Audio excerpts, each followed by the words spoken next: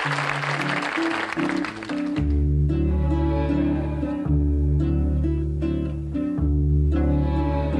the 3rd of June, another sleepy, dusty Delta day.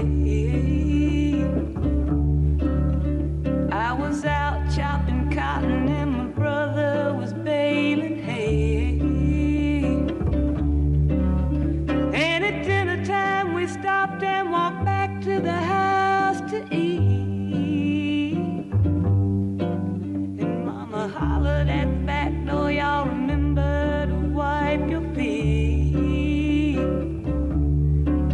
And then she said, I got some news this morning from Choctaw Ridge.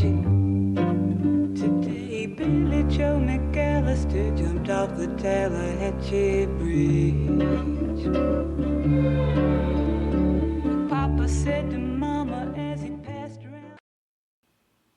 Hello and welcome to Book versus Movie. This is a podcast where we read books that have been adapted into movies, and then we try to decide which we like better, the book or the movie. I am Margot P. of colonialbook.com, and this is my good friend and co-host, Margot D. of Brooklyn Fit Chick. Hi, everyone. We are just we're right in the crotch of summer. Just It's sweaty. Ooh, it's pretty bad all over the globe, really. I think we just had the hottest June in global history. Right. And we have a very summery, hot, sticky summer movie that we're going to be talking about today. If you saw the title for today's episode, and you may be wondering, first of all, you may be wondering if we're going to be talking about The Legend of Billie Jean. No, but We're not. We're not. Starring Helen Slater and Christian Slater, who are not related to each other. Right. We won't be discussing that. We are going to be discussing Ode to Billie Joe, which was not actually based on a book, but based on a song, because we've been doing for some time a brand new episode every single week. That means we've had to expand what we mean when we talk about quote unquote book versus movie to mean any literary source whatsoever, including a magazine article or short story or a play, or sometimes even a song. We've had a few really good movies that have been adapted from songs, or at least very fun ones. We'll be talking today about Ode to Billie Joe. If you are our age, if you're our age or younger, you've never lived in a world without that song. We'll get all into the Bobbie Gentry of it in a moment. But if you are brand new and you've got suggestions for books and movies that you would like for us to consider, we are always looking for suggestions. There are places where you can make those suggestions, meet other listeners of this podcast, and interact with us on the internet. we do have a basic Facebook page. Be sure to like it, but we're much more interactive in our Facebook group. And you just type in Book VS Movie Podcast Group and ask to join. It's a private group, and we do just talk about books and movies and ideas for the show. There are also 2 pinned posts at the top of the page. One is for episodes we've already covered, and then the other is ideas. And we just ask that whatever the source is, if it's a song or a novel or a magazine article, newspaper article, anything, it needs to be something we can get our hands on. And then the movie needs to be streaming on a major app. We can't have anything that we have to actually like buying a DVD or anything like that. So send us suggestions there. We're on Twitter as long as that exists. I think that's becoming X. That's what just was announced. Book versus movie. Wait, I'm sorry. Sorry to interrupt. You didn't know this? No, what is Elon Musk released a tweet last night. This is Sunday when we're recording this. Yesterday, and it was just an X, like a X twirling, as a logo. And he says it's no longer going to be. He sent notice to his employees on a Sunday morning that they're going to change the name and it's going to be X. So, and that is everything we need to know about Elon Musk, right? Right. He took a $44 billion brand. It's up there with the people that changed HBO Max to just Max, and other ideas from billionaires are supposed to be better and smarter than us. That's a whole other conversation to have. Sorry. So if we're not there anymore, we are on Threads, Book versus Movie, Instagram, Book versus Movie. Just in those cases, you spell it all out. And then we have an old-timey email if you just want to send us a suggestion that way. Book versus Movie Podcast, spell it all out at gmail.com. And we also have stickers. If you'd like some stickers, we'd be happy to send them to you in the mail wherever you are in the world. And if you really enjoy the show and would like to help keep the lights on for us, you can support us on Patreon. Yes, Patreon. We're putting all of our episodes from 2020 and previous to that up on the wall. We've been doing the show for 9 years now. 10 years will be our anniversary next fall. That's when we met each other and started the show. What we have going up there very soon is Turn of the Screw, Psycho, and The Silence of the Lambs. Those are coming up on the Patreon page, but we had a whole bunch we put up this summer. Harold and Maude, Little Women, The Perfect Storm, Stand By Me, Stepford Wives, all of those are on our Patreon wall.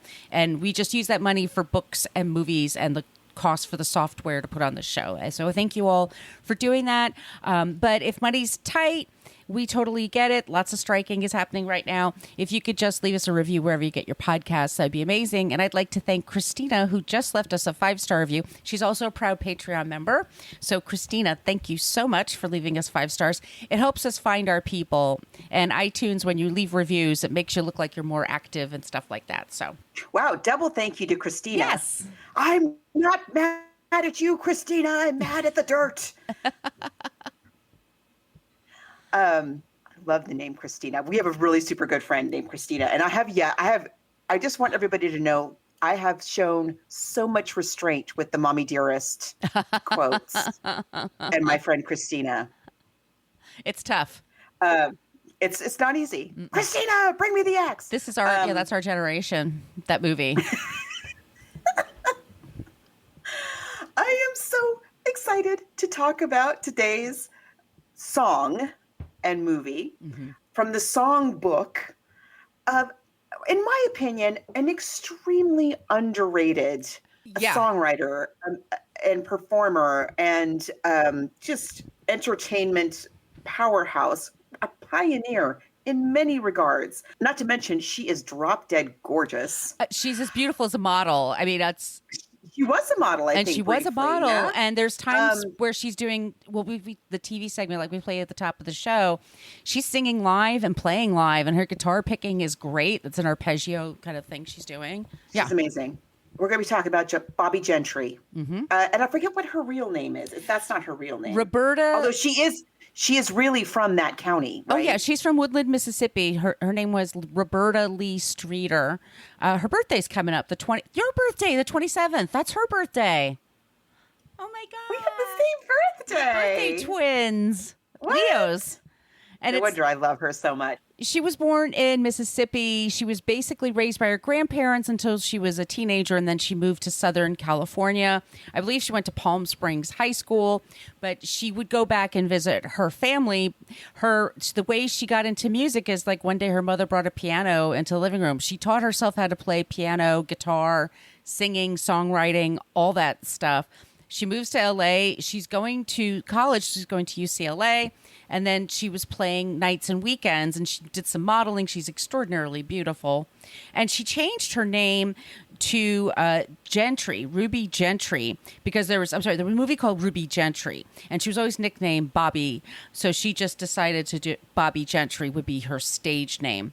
And so she gets together with a producer in 1967 to come up with her first album. She said she just got the space, like she wasn't produced. She's one of the things that she's known for is being one of the first female artists to be known as a composer and produce their own material. It was a big deal for her. We should also say the song comes out in 1967. She becomes a superstar because of this song. And we'll get more into the song as we talk about the song specifically. Just talking about Bobbie Lee Gentry is that she went to Vegas to put on shows. And this is in the 70s, before even Elvis had his show kind of set. She was putting on shows in Vegas that were supposedly over the top and spectacular. And they were a huge hit, and people came from all over the world to check her out. She gets married. She's been married a few times. She marries Jim Stafford in the late 70s. I Don't Like Spiders and Snakes. That's one of my favorite songs. I don't like spiders. She was also married to the guy that had started Harrah's Casino. Yes. That Bill was her Harrah. first husband. Yeah. And I mean, just amazing stuff that she's done. So bright. Extremely talented, of course. People always talk about music people. I mean, there's a lot of to do that's made about Glenn Campbell's television show, his variety show. That, but it had a companion show that was the Bobbie Gentry show. It was the Glenn Campbell. Wait, it was the Glenn Campbell. Wait, what was the name of his show? It was like, one was the happy hour and one was like the happy hour, something like that. They had companion complementary names. But I mean, she was a massive hit in Britain. She also recorded an album with Glenn Campbell that was very popular at the time. This is in the late 60s. We should say 67 is when this song comes out, and it like beats the Beatles. It knocks the Beatles off the #1 record. It does. Yeah, Sgt. Pepper, I think, right? Yeah, Sgt. Pepper. This was the album that knocked Sgt. Pepper off.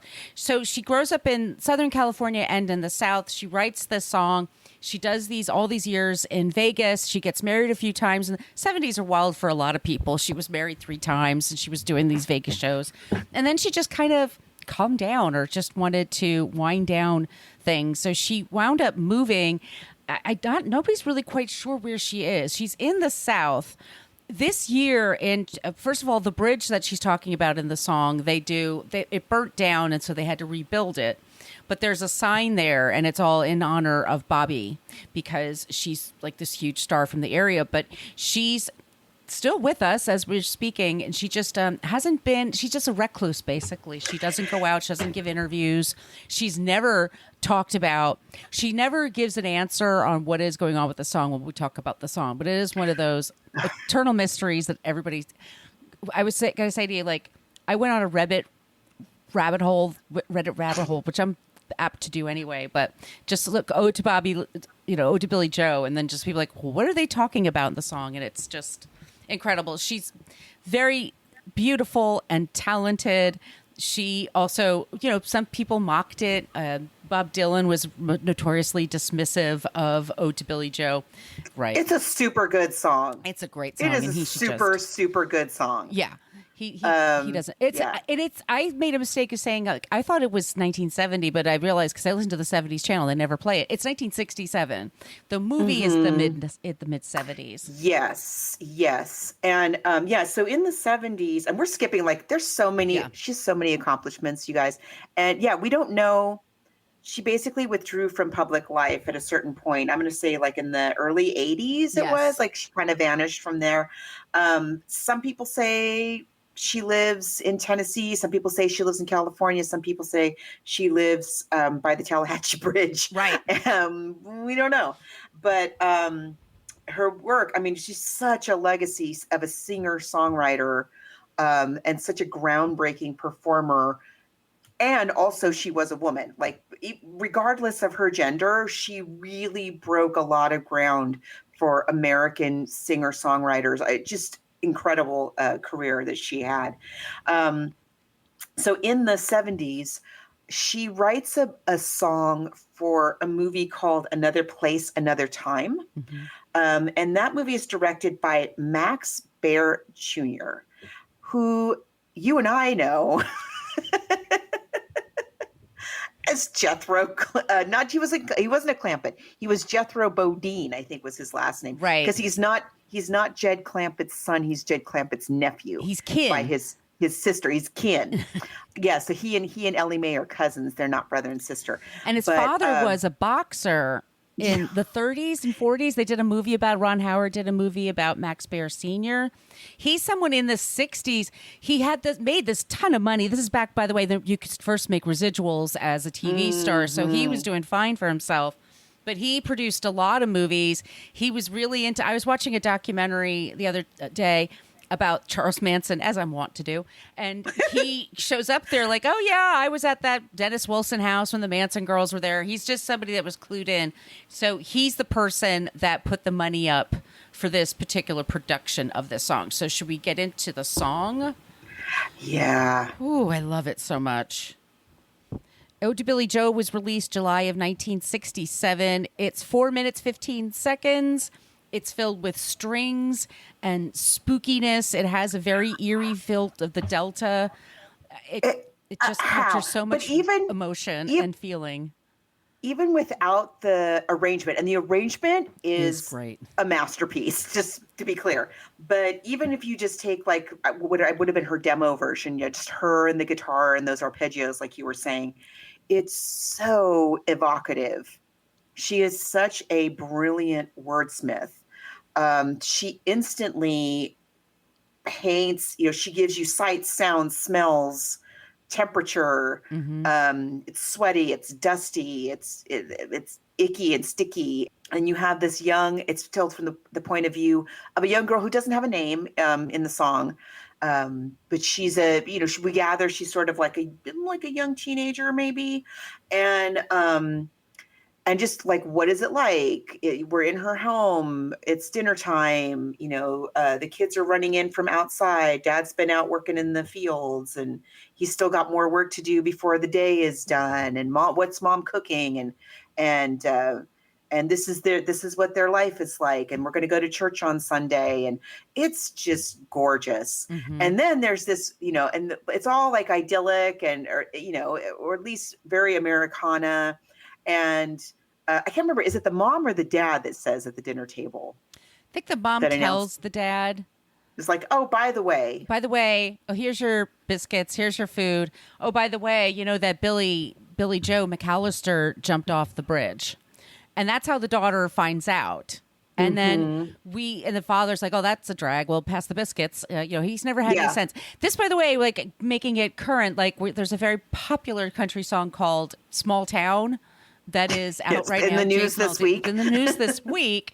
And he's like, this is really about a small town. This is about small town values and people being kind of cloistered. And what you find out is that Billie Joe died by suicide by jumping off this bridge. And the narrator had a relationship with him. She doesn't say specifically how deep it was. Right. We don't know what the nature of it was. But it did, it was somebody clearly that she was close to. Right. And so when she's trying to get information, what we're hearing from her is like, oh, some people said they saw you with him on the bridge and that you threw something over the bridge. And she's kind of not really taking that bait, basically.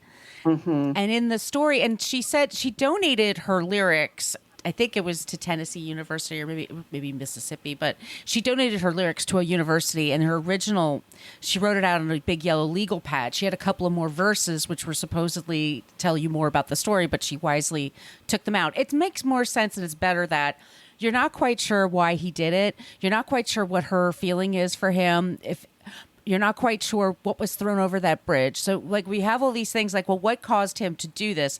And what she said over and over again throughout her career is the story is more about human indifference, that we can all just become so absorbed in our own lives and our own pain, our own things that we're worried about, that we can't always remember to have empathy for another person. And so they can just talk about him, and she's devastated by this news, or she's shocked at least. And her parents are like, well, give me the biscuits, and isn't your brother going to go to the dance on Saturday? The end of the song is she gives us a few months later, and her brother got married. Her father had a virus and died.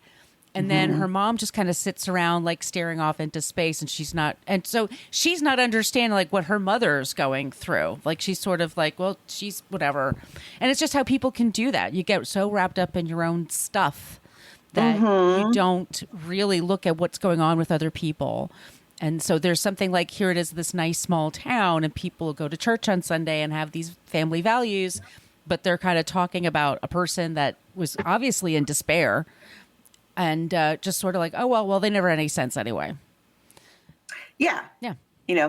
That's, I mean, Bobbie Gentry is, again, I can't stress enough how brilliant she is. when the song came out and she was asked about the song, and, again, this is 1967. This is pre what would become women's lib, really, or at the very, very, very, very earliest stages of it. So I can't even imagine the kind of like smarmy, icky, yes, and misogynistic, and she's beautiful. It's sort of like Alana Miles, that Black Velvet, like there's certain hot women that show up, and then people say, Oh, well, it's just because you're hot that people are paying attention Right. to you. Lana Del Rey is a good example. Yes. And then it yes. takes a while for you to go, oh, no, this is somebody who's truly interesting and talented and cares Yeah. about what they're putting out. And that's who she was. But like I said, you know, it's a sexist industry. And Bob Dylan made fun of her, and he basically made fun of the song. And it's just silly and great gross. song. It's a great song, and It's you a should be super jealous deep you song. didn't write it. Asked about it at the time in 1967, she called it a study in unconscious cruelty. Yes. Extremely bright woman. It's gothic. It's very like William Faulkner-esque, that, or Boo Radley could be in this story too. I mean, there's all those Southern Gothic kind of characters, and it's that other Americana of it. It was the hot country song. It was the top R&B song. It was a pop song. It just, like, Fast Car is coming back from Tracy Chapman, and I forget, Luke something or other is the artist. Sorry, I'm not a country person, but she's another one. Like, that song, Fast Song, like, people are like, well, what's the song about? It's just about a woman in a car. I'm like, no. There's so much happening through the whole thing. And then people get to Tracy Chapman once, by the way. I remember in Living Color had a sketch about Tracy Chapman and how she writes songs. And I'm like, yeah, she writes about experience. It's brilliant. Yeah. Try it sometime. Yeah. So it was nominated for 8 Grammy Awards. You know, and at this time, the Beatles never won a Grammy. There's all these, like, really popular people that who was this girl? She came out of nowhere. And then she was the big hit. She was on Carol Burnett a bunch of times. I have a clip that on TikTok of her on the Andy Williams show. They recorded in September. So the song was still playing at the holidays. I mean, it's considered one of the greatest country songs. It was in the Library of Congress this year, National Recording Registry, and it's just spectacular. I can't say enough about it. I love hearing it. I know. And she influenced, you brought up the try it in a small town. Right. But you know what? He owes that style to Bobbie Gentry. Yeah. She really influenced, especially in country music, the story song, it was something that already existed, of course. Like, that's one of the things about country music, American country music, is that you have, it's the stories. These songs are often, they will tell you a story, like Jolene, and but she really, I mean, it is like a novel. Yes. It has layers and mystery, and you can't stop thinking about it. Like, what happened? What was their relationship? And where did she throw over the bridge? And why would he do Didn't that? the Why doesn't parents anybody know care? his parents? Or They must have. It's a small town. Like, but people can get like that. Something really terrible. And I remember there was somebody who died by suicide when I was a kid in my neighborhood, and people just didn't say anything. I mean, this is in the suburbs, but just people are like, how do you even bring up the conversation? It's like one of those things people kind of just don't want to bring it out into the open. And that's like I said, she's never explained it. She doesn't, because that's not the point to her. The point is you're supposed to, like you said, understand the unconscious cruelty of not having empathy and seeing other people as full-fleshed humans. And that's hard to do sometimes. Yeah. Yeah. It's such a good song. Yes. It's such an amazing song. Reba McEntire's a huge fan. There's just all kinds of people that I've just been looking up, but she's huge. She's just so important. The UK, this song was very popular at the time. She's in the Nashville Songwriters Hall of Fame. She's had amazing records. One with Bobbie Gentry and Glenn Campbell. That's the name of it, 1960. She put out like 4 albums in 5 years or 6 years. 6 albums in 6 years. And so that was a lot of output. And then she went to Vegas, and then she did all these shows in Vegas. And then I think maybe she just was burnt out.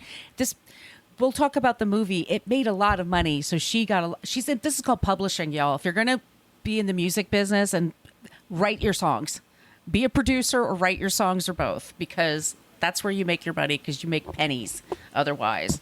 But that's her. That's Bobbie Gentry. And it's so fun to learn about her. And there's much amazing video of her on the internet to enjoy. And yeah, it's just So underrated. So underrated. And some of them, it's just her and the guitar. Yeah. You know, without all that lush production around it. When it's just her. It's But still... I love the production of this song. Like with the strings are, it's phenomenal. they're so wonderful. It's phenomenal. Yeah. Yeah. So yeah, let's talk. So anyway, so as we mentioned in the 70s, she writes a song for a movie that's directed by Max Baer Jr. And he decides and here's another kind of interesting thing, another underrated, kind of brilliant person. He's one of the first people who to say like, why don't we adapt a movie from a song? Yeah. And this is an amazing song. It tells an amazing story. There's a mystery. It's evocative. This would make a great movie. And so, because I imagine because they must have already had a relationship and known each other and liked working together, they developed this film. Let's play the trailer and then we'll talk about this film. This is Ode to Billie Joe, directed and produced by Max Baer Jr. It was the 3rd of June, another sleepy, dusty Delta day. What the song didn't tell you, the movie will show you. Bobbie Gentry's Ode to Billie Joe is now a movie. Today, Billie Joe Macallister jumped off the Tallahacthie Bridge. Tallahacthie Bridge, all out. Afternoon, Mr. Hartley. Hi, I'm Billie Joe Macallister. Good morning, Mr. and Miss Hartley. I'm Billie Joe Macallister. You may remember me. There's something wrong with that boy. By now, your papa surely knows who I am. Oh, he knows who you are. You just don't know what you are. No, I screamed no. And then I heard my own voice saying, yes, yes, yes. And no, no, no, no, no. You were up late last night. I was reading. The good book? Oh, yes, Mommy. It was a good book. Girls growing up, Glenn. It features some very strange ideas, too. Here we are, second half of the 20th century. The 20th century! Mississippi has yet to hear a word of it. How old are you, girl? 32. D cut. I love you. I love you, Billie Joe. No matter what I say, no matter what I do, please remember I love you. Boy, seen Billie Joe lately? That Billie Joe Macallister? People have been looking for you. Something happened. It was something real bad, Bobbie Lee. Don't seem like no good never come to nobody on this bridge. Now, years after the whispers and the rumors, the Tallahacthie River gives up its secrets. And me, I spend a lot of time picking flowers up on Choctaw Ridge and drop them into the muddy water off the Tallahacthie Bridge. What the song didn't tell you, the movie will show you. Bobbie Gentry's legendary Ode to Billie Joe. The song is now the movie. I told Margot off the air, I used to be friendly with Jenny Rauscher. So the person who wrote the screenplay is Herman Rauscher, and he's known mostly for the movie Summer of 42.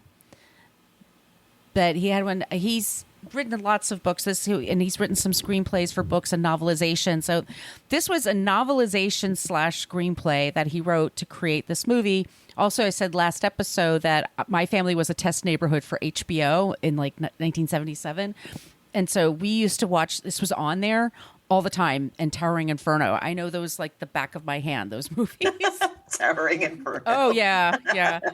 Me, the kid that's terrified of heights, and that was like my dad's favorite movie. He always wanted to watch it. I was like, okay. Anyway, we have Robby Benson, sigh, gorgeous. The Beast. We talked about it when we talked about Beauty and the Beast. Yes. Lifetime crush for me. Women of a certain age, we just there's Robby Benson in our brain. Glynnis O'Connor plays his girlfriend. They're both about 19, 20 years old when they make this movie. It's set and filmed in the South. This is the sweatiest movie you will see. There are so many scenes of people perspiring profusely. It kind of reminded me when we did Biloxi Blues. Yes. It's very that. When you and I one of the first times we met in person, I think it was Savannah. Maybe that was the second time we met in person. That's right. We were in Savannah in June. Savannah, Georgia in June is swampy. That's the sweatiest I've ever been in my life, I think. They filmed this in a place even sweatier. So they were in Mississippi. They're right by this bridge where they filmed it in the summer of 1975. Being in those church clothes in that church with no air conditioning must have been so hot. When they're just sitting down having dinner, they look hot. When they have a scene, we'll go through the scenes that's coming up. But anyway, Billie Joe, we're not quite sure so much of his background. We don't meet his parents. We don't meet his other friends. We meet Glynnis O'Connor, who plays. So by the way, in the song, it's Billie. In the movie, it's Billy for Billie. Because it's Billie Joe and Bobbie Lee. Bobbie Lee is like 15, 16 years old. Mm-hmm. Just a scout. She's like a tomboyish kind of girl. Yeah, a bit. Yeah. Smart. Just going to school. And then, she's with her parents and they have a farm. She has an older brother who's probably around marrying age.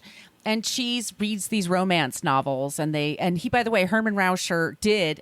This is the reason I tried to get in touch with Jenny Rauscher, is because Herman Rauscher and Bobbie Gentry hung out for a few weeks to work over the story. So she had to approve of his ideas for the story, which, once again, by the way, you can find people arguing about what is actually going on in this movie. There's things that... You can. Yes. That's what I really like about this movie, because just like with the song, although you get, because you have to, it's a movie, you have to have a beginning, a middle, and an end. Right. But still, like, the thing that's so amazing about the song is that, I don't want to call it a cliffhanger, but this unresolved, like, but what was really going on? Who was the, and the movie does have that element, with also kind of giving you more story there. Right. But you still have that unsettled, unresolved, like, what's going to happen? I think at it's the end brilliant. of it. I love it. Me too. I love the fact that you're not even quite sure. Like, he's not sure, but it's sort of like, we'll go through the story. Yeah. He meets her and they start a courting. He says hello to her at church. He meets her parents. He tries to be very formal. Mr. and Miss Hardy. Indeed a fine sermon, don't you think? Huh. I'm Billie Joe Macallister. You may remember me.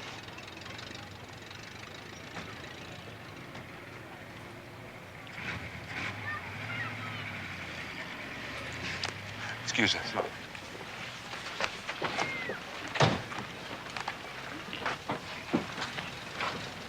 There's something wrong with that boy. Oh, I don't think so. No, he keep popping up and introducing himself like he wants to sell me a vacuum cleaner or something. Snappy dressing, though, those shoes.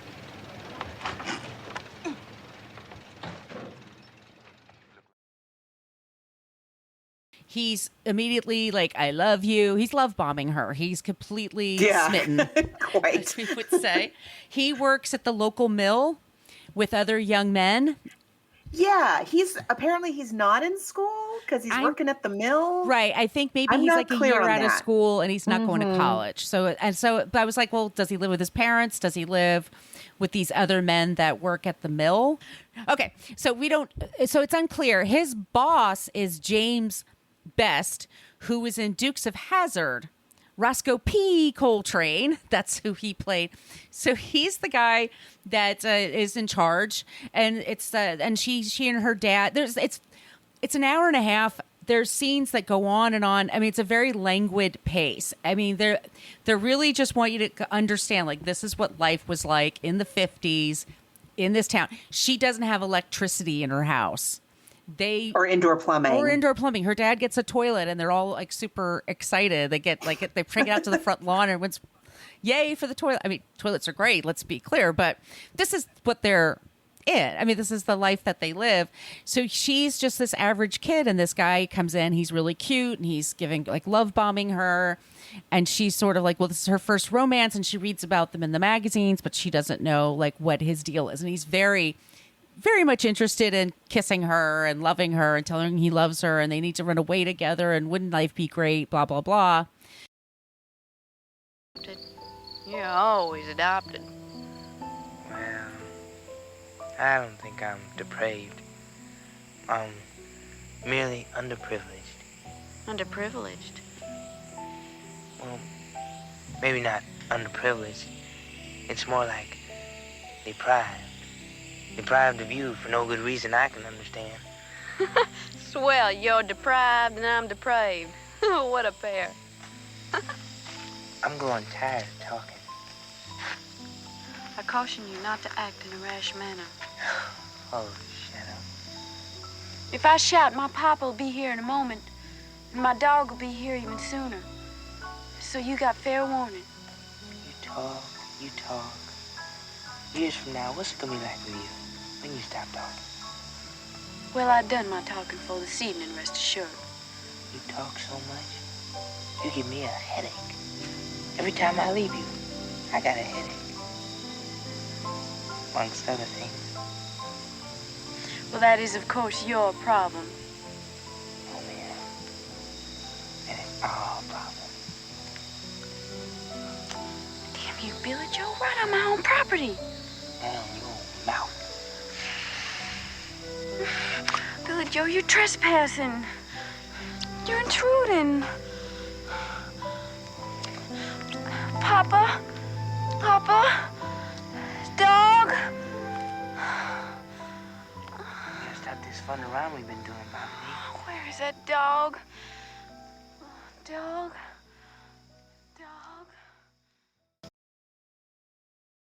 So one day there's a jamboree in town, and we've already met these people. They've been to church. They're very hardworking. There's also a scene where the father is trying to cross that bridge in his old jalopy car, and then a group of rednecks from Alabama, they get into like a chicken kind of game where they're pushing him off the bridge, and she has to run and get Billie Joe and his friends to help rescue her dad. And her dad was just trying, like, look, I just want to cross the bridge. I don't need this hassle. So they go to this jamboree, and it's one of those, like, everyone's playing country music and dancing, and they got fiddles and stuff. And what we don't realize is that there's a whole other side of the barn where there's a whole entertainment. other world in the back of the sawmill. And I remember watching as a little kid and kind of like, oh my God. I forgot about this part, same. this sequence. I didn't even think about it. The thing is that Billie Joe with his friends gets wasted. He gets way too drunk. He's very skinny. He's probably, it's probably dehydrated. But he's drinking beer. And then they go and they turn it into a cat house in the back of this barn. So they have these women that are sex workers that are brought in to basically please the men. And they're in stalls. There's like hay. And that's where they're making their money. The sheriff is in there with one of them. The sheriff is in there. Some of the people who go to the church. I mean, it's understood. It's a wink and a nod. Like, this is like, it's losing his virginity, I'm supposing. Like, that's what they want him to do. There's some cultures, that's what they do. Like, the men do that for their sons.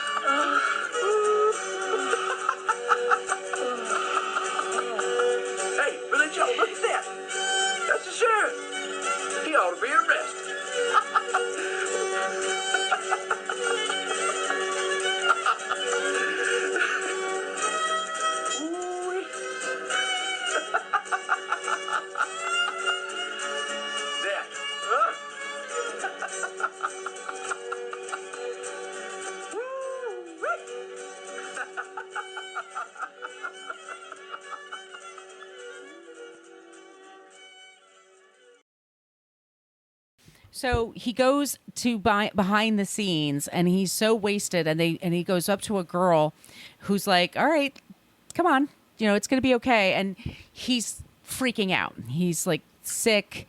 He's really, really drunk. He's passing out. He's just woozy. Very sweaty. Very sweaty.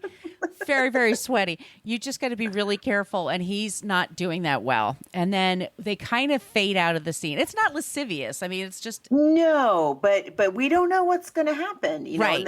And the scene kind of ends, and we're like, well, what's going to go on here? Like we know he's in love with Bobbie Lee, but he's also really wasted, and it's super hot, and he's in this situation where he's kind of in over his head. All these guys are pushing him. They're really pushing him, so we don't really know what's going to happen. But the next thing we know, it's the following. It's later that week, and he has been missing for 3 days. His father or uncle goes by the plant and says, "Have you guys seen my son?" And the man that runs the plant, the manager's like, "Oh, no idea." Other guys, they're like, "No, we haven't seen him. We've been worried about him." And they're like, "Well, please let us know." His folks are really worried. Bobbie is out by the water, and she sees he comes out of the woods up to her. He's been gone for 2 or 3 days, sleeping in the woods. And she said, "What did you eat?" And he said, "Oh, mushrooms and onions." Like, it sounds, I'm sure he stunk. I'm sure it's, but right. I was like, oh. But wow. He comes up to her, and he's just like, he just says, "I've done something terrible." And she said, "What are you talking about?" And he goes, "You don't understand. I was back there with those guys." And she's like, "Okay, and what happened?" And then he said, "I did something with a man I shouldn't have done." And she said, "Well, what did you do?" And he's trying, and she says to him, "Look, you were drunk. You're not guilty of anything." She's super understanding. She's really way more understanding than I would be at 15. She really is very, like, she's like a 20-year-old from Greenwich Village or something. She's like, no, that's, you were just drunk and you don't understand what happened, and that's okay. Don't be mad at yourself, And he's completely distraught because he is raised to believe that doing anything homosexual is a sin, any act, and he's going to hell. And he's... Oh, we've just been waiting so long and trying so hard. Oh, it's all right, Billie Joe. It ain't all right. I ain't all right.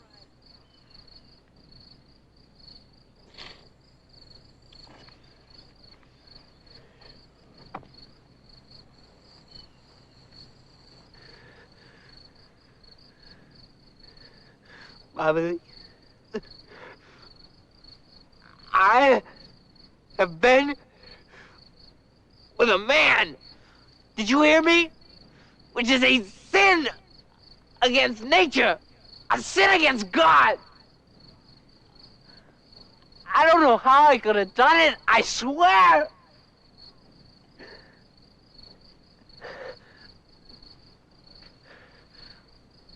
I don't know how I could be wanting you and do that. But you were drunk.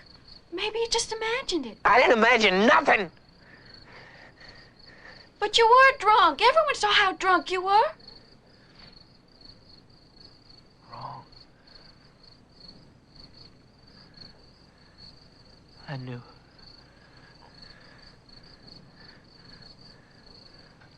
I knew what was happening. Who was it? I ain't gonna say. Why?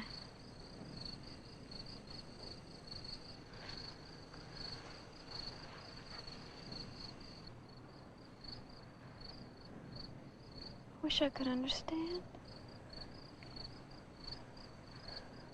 I wish I could. I always thought that men like that were easy to see. Oh, Jesus.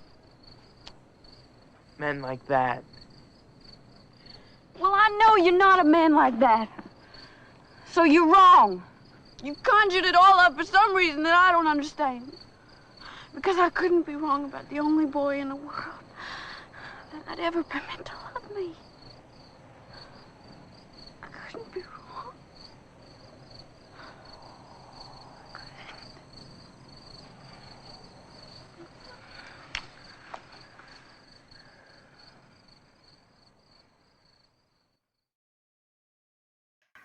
And really he also upset. insists that he wanted to, that he knew what he was doing. Yes, he was drunk, but he wasn't that drunk. And so he knew what he was doing. And he's very confused now because he does love her, but he also went into this thing willingly, it would seem. At no point is there any hint that, I mean, of course, we don't know how old he is exactly, but there's no hint that he was coerced or forced or anything like that. But here he is, he's done this thing and he doesn't know what it means. How can he have this pure, what he sees as this pure love for this young girl, and also have done this thing willingly, gone into that. And he also will not tell her who the man was. Right. And so she doesn't know what to do. I mean, and so he kind of takes off. Like he says, well, you kind of think about what's going on. So she goes home and her mother buys her a doll, and and I guess like No, her mother it's a doll from her childhood. So we've learned this early, like the very first interaction, we established the writing I think is really pretty good here. Yeah. The story, the way they've established the story, I think is very good. The first time we meet Billie Joe, it's right at the beginning of the movie. He is on the bridge and he's waiting for her to walk home from school. And he's like, hey, gosh, you're awfully pretty. And, I would like to go out with you sometime if your dad will let me. And she's like, yeah, well, he's not going to let you. And he says, I remember you used to have that imaginary friend named Benjamin. And she was like, oh, I can't believe you remember that. And anyway, so Benjamin, we learn later, isn't her imaginary friend. And she talks to him like off and on through the movie. But it's also a doll that she had when she was a little kid. And her mom sees that she's growing older, that she's interested in dating. She's trying to persuade her dad to let Billie Joe date her. And the mom goes to her and is like, oh, hey, look, I found Benjamin, your doll.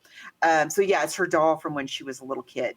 Also, her brother has a girlfriend that he wants to marry, but he has sex with somebody at the barn, too. He's in the barn as well. He's in the barn. So there's the things that the men are doing that the women aren't supposed to know about, but they know one another. They know that they're doing it. And she kind of suspects something happened. But she has this doll. And then she runs into Billy again on the bridge, and they're talking. And she's trying to tell him, like, I don't care. We're friends and I love you. And he's basically saying, no, you don't get it. I'm ruined. So he throws the doll into the water.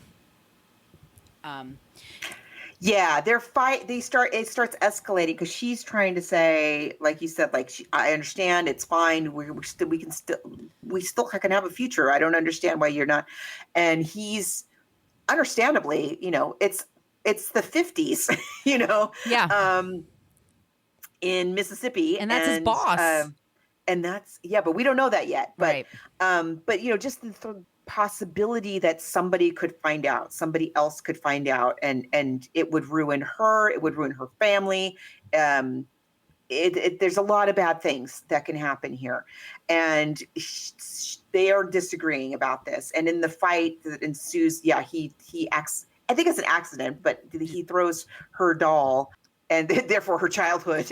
Right, it's symbolic. Into the symbolism, into the river, and he's instantly apologetic. And they sort of leave it that like he needs to think a little bit more and sort some things out, but she's made it very clear, like, I love you, we can get out of here. It doesn't matter. It's, don't worry about me. I'm here, as far as I'm concerned, it's ride or die. We're ready to go.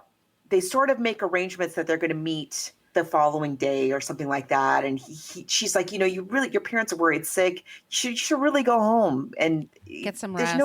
Get some rest. There's no reason to be eating onions and mushrooms in the woods. Right. It's okay. And he's like, let me just think about it a little bit. And then the next thing we know, like the movie's really good about this, of like, right.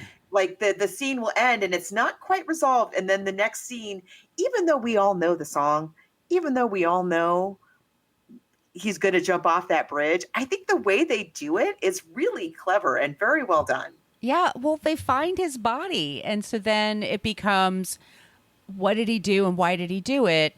And I like the fact, like, they do find the doll, but they kind of just toss it aside. Like, yeah, this doesn't matter.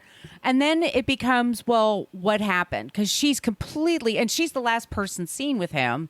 And people thought they were dating, and they thought, and there's just rumors going around. So her older brother says, like, look, hey, I know you're bummed out about losing your boyfriend and dying and all that, but, you know, if he did something, if you had, basically say, if you had sex with him, you need to do something about it and not shame this family. And she never had sex with him. No, she never did. Never did. No, but everybody thinks that she did and that she's pregnant. And yeah, her brother's... I'm sorry. She's 15, and Right. Her brother's trying to convince her that, you need to go to this place and get an abortion. And we learned that her father has... he had been the deacon of the church, and he's after Right. 20 years they've rescinded his deaconship. So the family is already starting to get consequences of this total lie. An innocent friendship. Yeah. Not true in the least. We should say, I'm sorry. And also, for years, people were like, what happened on that bridge? And people said, did she throw it off the bridge? And a lot of people think they threw a baby off the bridge. Like that she perhaps gave birth. Yeah. Or was it a wedding ring, or was it flowers? Like, and she's always said it doesn't matter. None of that matters. You just, right. It's all about and so her parents are facing the consequences. Her brother is getting on her case at what to do. And then they end the movie where she's walking back across the bridge, and she's got her little suitcase with her. And the manager comes up to her from the mill, and he says, hey, where are you going? And she says, I'm going to go out of town for a little bit. I got to go to the bus station. I got to go out of town. And he said, well, you didn't do anything wrong. And he knows. He knows. Yeah. And she said, I know, but just stay, because you just staying here and not having a baby within 9 months is going to show people that you're not pregnant. It wasn't you. You didn't do anything. She goes, it doesn't matter. They'll just think I went someplace anyway. So I'm going to go someplace, get out for 9 months, basically, and then come back. And maybe, hopefully, I've done my penance in people's eyes, and it'll be okay. And he says very nicely, I'm going to go to your parents. I'm going to tell them the truth. Up early, Bobbie Lee. Yes, sir. You going somewhere? I'm gonna catch the 6:40 bus. So you decided to leave, huh? Pierce? Have your baby? Well, more or less. No baby in you, Bobbie Lee. Well, that makes you about the only person around here I don't think that. I heard that talk. What I can't understand is why you want to leave. Seems to me it'd be much easier for you to stay here, and just face up to the world and show the people that there's no baby. I just figure I sneaked off during the night sometime and had an operation when nobody was looking. I suppose so. I know so. Does your mama know you're leaving? Mama knows. I was just on my way up to your house. Now I realized how early it was. So I parked my car back there and decided to walk on up there. No sense getting up there till somebody's stirring around. You got some business at my house? I do? With me? Yeah.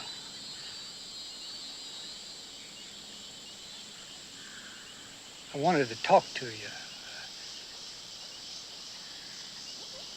One of the reasons I waited so long was selfish. Selfish.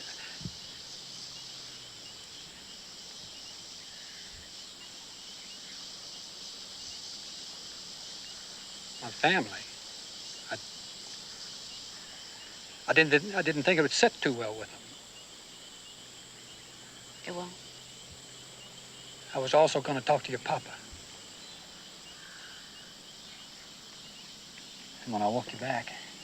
My papa's never gonna understand. But he might. You're gonna kill Billie Joe all over again. And yourself besides. Yeah.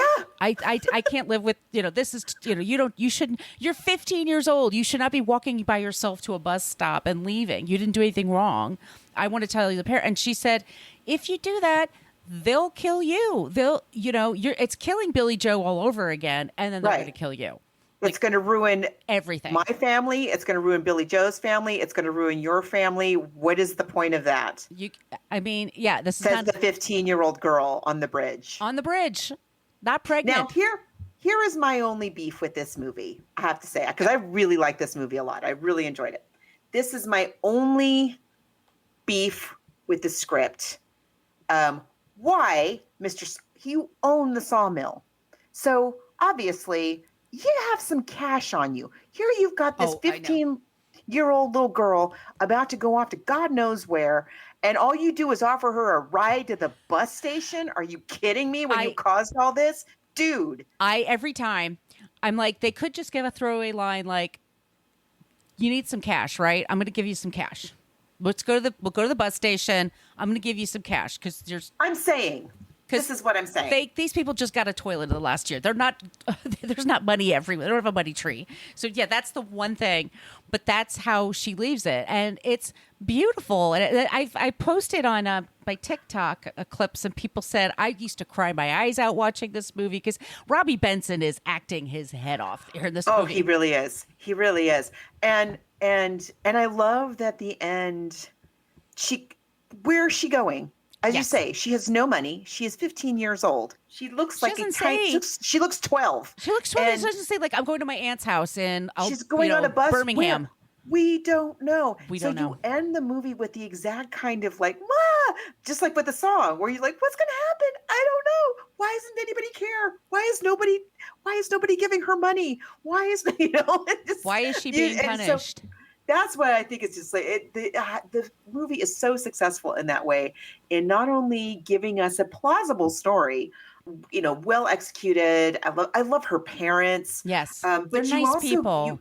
You also capture that moody, again, that hot Mississippi feeling, and that unsettled, unconscious cruelty like the song has. It's great.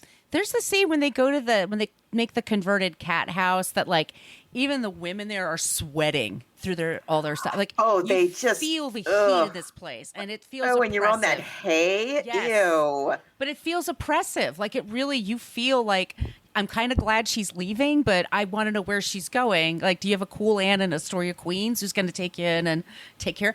We don't know, and then if you go to IMDb, you do review movies like. The going back and forth people have, like, he's gay. No, he's not gay. He's bi. No, I think this is what's going on. Like, you don't know because he doesn't even know.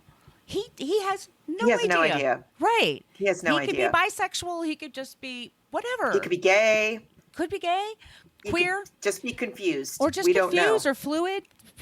Whatever. We don't know. And he doesn't know. And he's not in a place where he can just figure himself out. He doesn't have, like, an LGBT center he can go to. There's no P flag that he could, like, see out of the corner of his eye. Right. He's not in Greenwich Village where he could find his tribe. This is like, it's the reality for a lot of kids today, unfortunately.